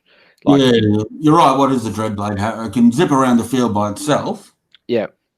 But what is it doing there if it's not teleporting people? Lady Alinda is a solid pick. Banishment's not a bad spell. All her spells have got shitty range, so she'll actually get banishment.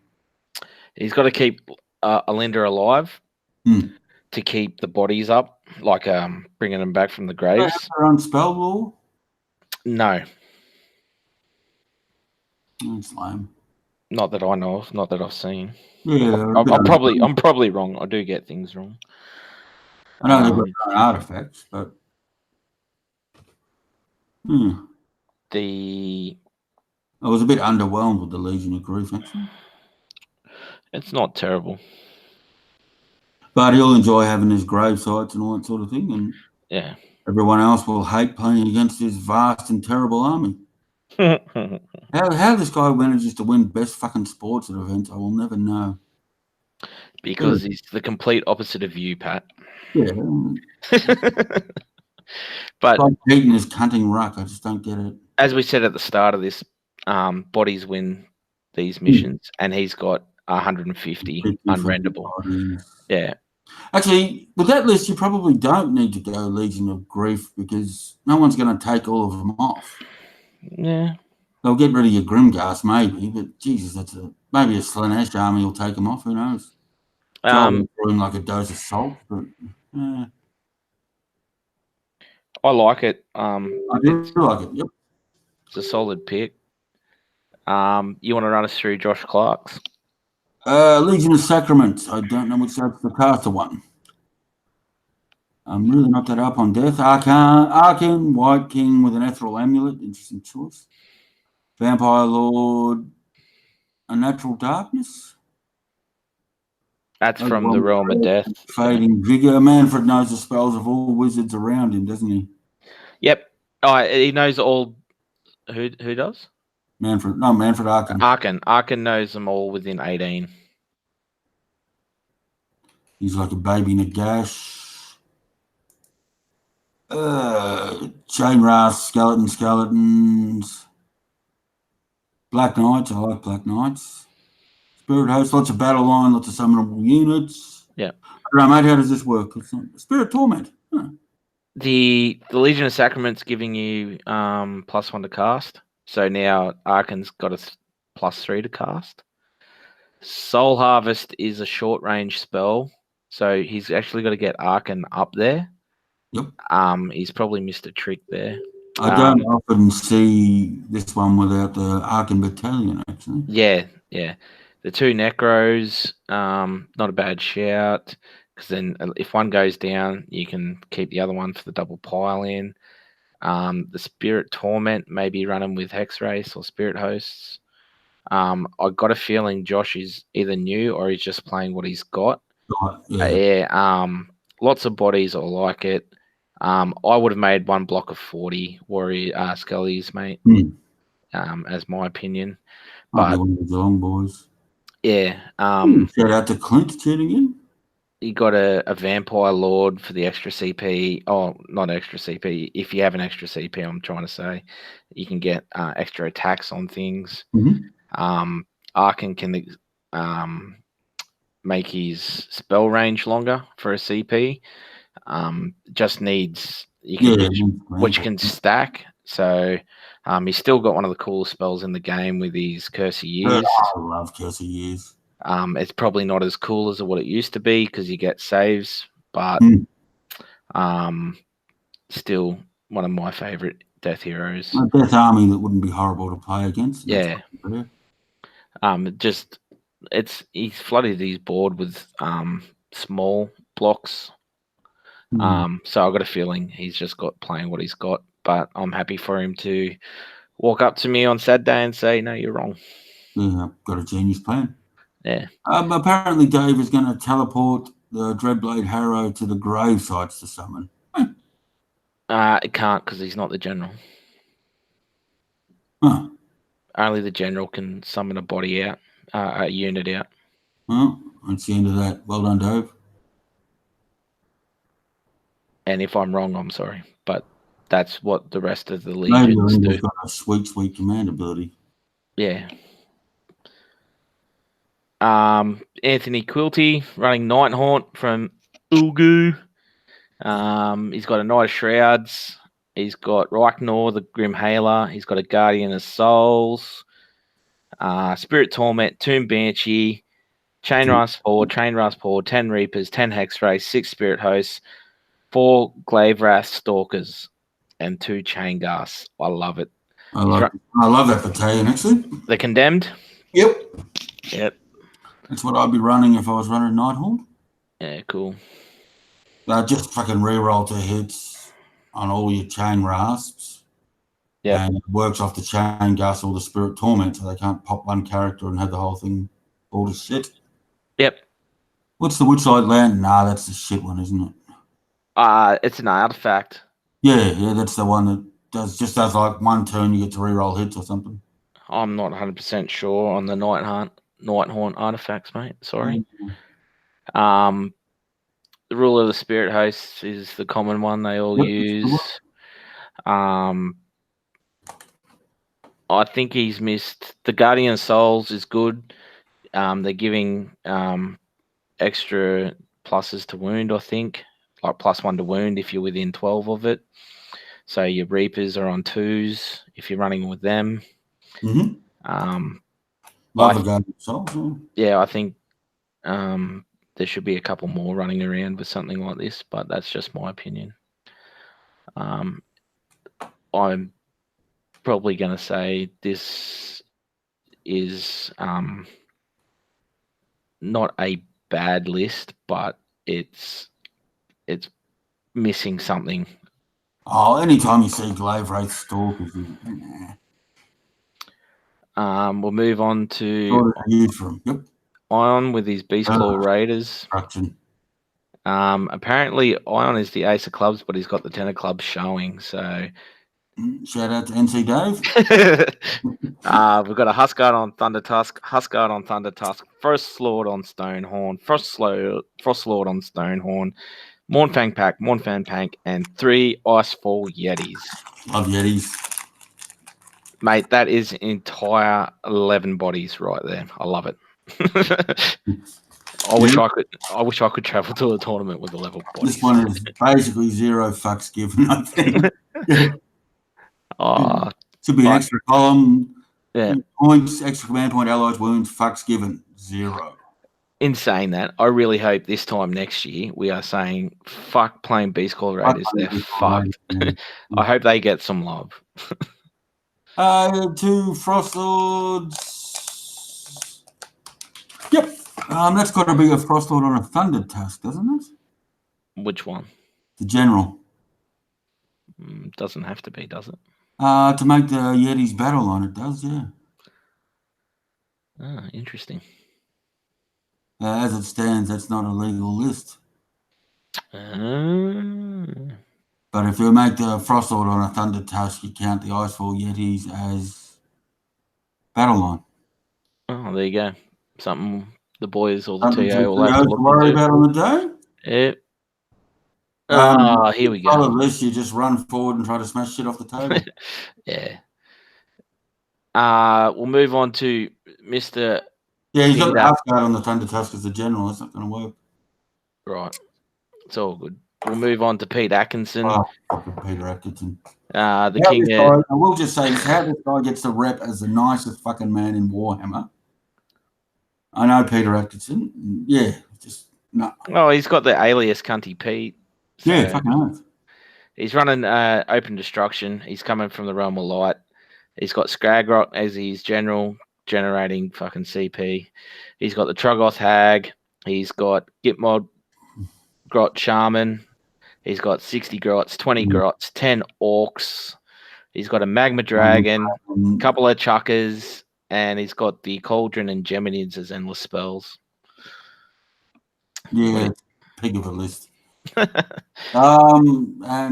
Pete's an awful human being for running it. Now, this is actually, I was thinking he was going to bring his Cunning Ruck, which is about 100 times worse, but this is Pete being nice to the gaming community. Basically, he'll be able to use his highest command ability on every unit in every combat phase. Just about. Skagrot pumping out bloody D3 command points a turn. Yep. So he's adjusted his army to the player pack, which is clever. He probably, if he did take that, I'm just wondering if he missed a trick by not taking the brooch. Yeah, no, I don't think he needs it. He doesn't have a battalion. What did he take artifact wise? He hasn't taken an artifact. That's what I mean. I think it's. Oh, you done fucked up, Pete. He might not have. It might have been just a transfer error, but you never know. But I'm going to give him a good. He's missing the bloody one that gives him sneaky stabbing, or is that the Grot Shaman as a command ability? Yeah, I'm not too sure. Yeah, maybe that's a misprint or something, because I got a feeling he was going to take sneaky stabbing on something. The Cauldron is a good shout, Pete. It's a great inclusion. It gives him all the spells from Gloomspite, I believe. It's a solid endless spell. I like it. Finally we come to Sean Talbot. You're already moving on. What about the Magma Dragon? There's a fucking Magma Dragon. Oh, they're horrible. All right, go on. Run us through Sean. Sean Talbot. He is the nicest man in Warhammer, actually. He's running Stonecore's Gut Stompers just to upset me.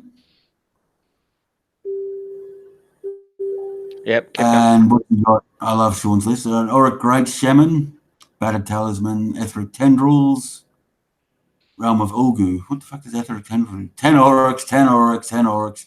1, 2, 3 Lord Idols. 3 Doom Divers.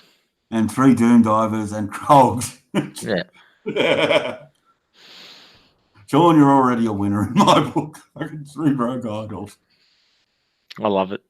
Yeah, it's you'll win a couple, I reckon. You'll go out and have some fun, but yeah, there's 3 Rogue Idols. Yeah, he I think he TO'd last time I was down there. So I hope that I get to see him game 2 after he has a win game. If you get to play against Sean, you're lucky. He's a treat of a human being. But 3 Rogue Idols. Lovely fella. 3 Rogue Idols. It is I love it. It's going. He's going to have a lot of fun. I just wish he took more bodies, but anyway, he'll be having fun with that. They lose leadership when you kill a rogue idol. If you've got 3 on the field, all your orcs will be at next 3 leadership. Classic. Yeah. Classic. They'll run away with the breeze, yeah. We'll move on. We've got Zenny, old two dads. He's coming from Cairns. He's one of my gaming group. He's dead set, one of the coolest guys in Warhammer. One of the There's cool guys in Cairns. It's not saying much. fuck off. He's been told by the measured gaming hierarchy that he is not to be drinking Saturday night after efforts in Cairns. The only bloke I've ever known not to be allowed in a strip club. So He got booted from a strip club in Cairns. no, he didn't even. He wasn't allowed in. He made a mess of himself. Jesus Christ. He made a mess of himself. Ooh, So Zenny, you're on a short leash in Bendigo, mate. that's a pretty rare feat, getting booted. Yeah. Well done, sir. Got a Gloomspike Gits army coming from the Realm of Light. He's got Skagrot as his general with the Handed Gork. Classic. Madcap Shaman with the Inchy Nuisance. Tragoth Hag with the Mirrored Syracuse as his artifact with Exorcism Beam. 60 Stabbers, 6 Squig Herd. He's running the Gobblepalooza. So he's got Brewgit. Oh, someone's actually running it. Nice. Yeah, Scaremonger, Shroomancer, Spiker, and then he's got 10 fucking fanatics, and you're a piece of shit for doing so.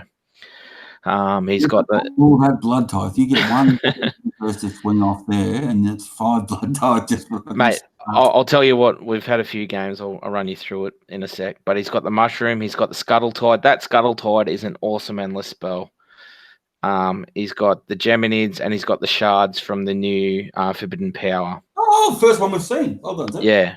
So Zenny and I have had a couple of practice games. I've had the skulls up, and one of the Gobblepalooza rolled an 8 in front of 2 spells, and he lost 3 of his wizards in that effort. It was quite, and he still beat me. So, yeah, corn aren't that great.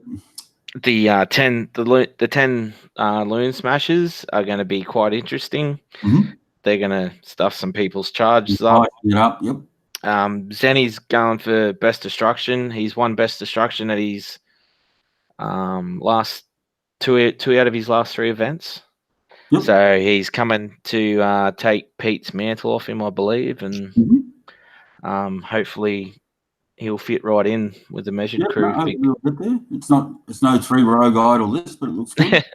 The 60 stabbers, if they're coming back, mate, that could be the difference between. You got that thing that lets them come back at full strength. No, Skagwat's general. No, it's a half strength, but still, that's from 60 to 30 bodies, and you got to go through them again with fucking nets and Geminids and Hag, Queen, and every other thing. Yep. Yeah, so Geminids for Neg 1, the shards for Neg 1. Like, it's a solid debuff list, and actually, I changed my buddy thing. Oh, fuck you for bringing that in. That's Zenny will know what he's doing, mate. It's okay.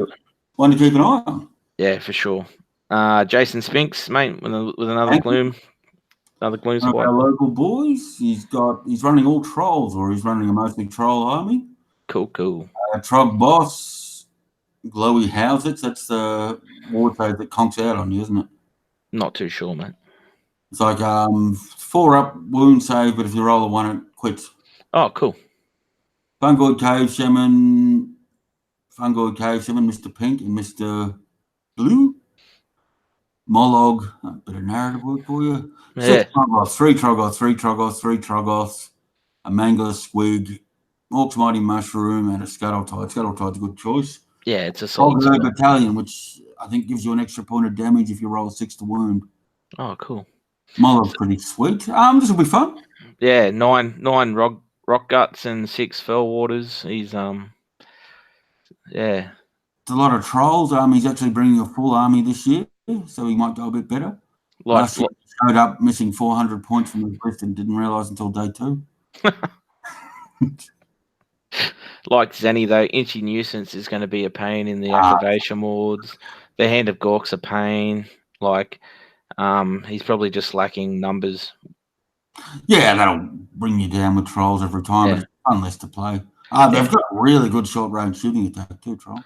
Hopefully they're well painted as well because they're kick-ass models. Yeah, yep. We'll go. Painting. I saw them on the weekend. They're really good. Oh, cool. Awesome. We'll just go over our buy buster, which is Jess, the better half of Fake Armies. Better half of Rice. Yeah, so we've got a Star Drake, a Castellan, a Knight in Cantor, 30 libs, 5 libs, 5 libs, 5 duties, and a Comet. Okay. Fuck that for a buy buster list. Yeah. 30 Liberators with Staunch Defender. You guys are bastards. Yeah. But so basically, you're going to stand there and try to kill them off before they kick off the board. I like it. As long as Armor Silvered Sigma, right? It's a ward save, I think. Nothing against Jess. I think she's only had a couple of games, Mm-hmm. and someone's written the list for her, obviously. But a big thank you to Jess for being our buy buster. It sucks if someone has to pull out or whatever, and people don't get games. So I hope Rice passes it on. That it's a big thank you from the community.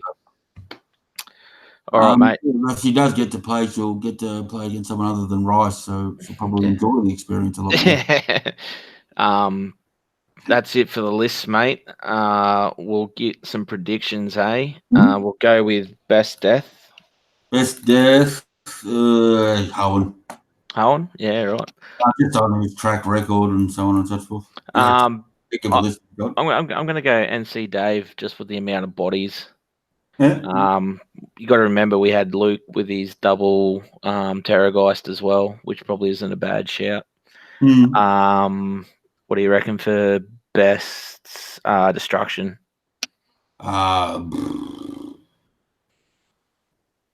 Actually, I'd probably say Zen at this point. Yeah. He's got the most competitive list out of a lot of them. Yeah. Fair enough. I'm secretly backing for the Beast Core guy playing Joel. I love that list. What do we got? Best order? Best order. There weren't too many order lists, were there?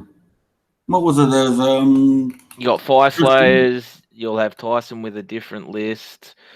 Ace or Aiden with his KO. You'll have Wade, who's got a bit of Stormcast. So just on the averages, it'll be Tristan or Lockie.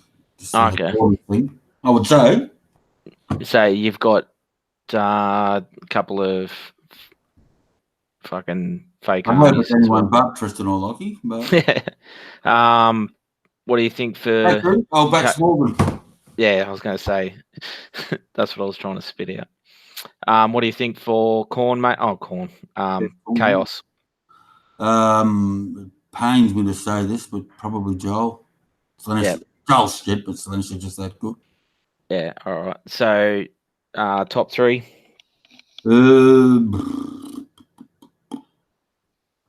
I'm going to go against Joel to win because he chokes up in the tight rounds. And he's a guy that gets by on a lot of luck. So the last match-up round will be Joel versus Howen. Ooh. And Howen to win. Oh, wow. There you go. You're trying to get on the the Dwellers Below podcast, are you, mate? No, I'm just saying that, buddy, you put that zombie dragon up against a keeper, and unless it rolls 6s to wound on its mortals, assuming it's got an ethereal amulet and an arcane shield, who gives a fuck if it has to fight last? True. Fair enough. So basically, you only hope to kill it with Slanesh is they don't have much mortal output. Yep. Is the buddy roll 6s to wound with a keeper? Fair enough. Fair enough. Well, mate. And the same thing with Nagash. I mean, if you can't kill Nagash, you can't beat that list. Yeah. Well, that's the thing there. And if you can't stop Nagash's spell casting. Yeah, fair point. A fuck ton of mortals to take him down with an ethereal ability. Yep.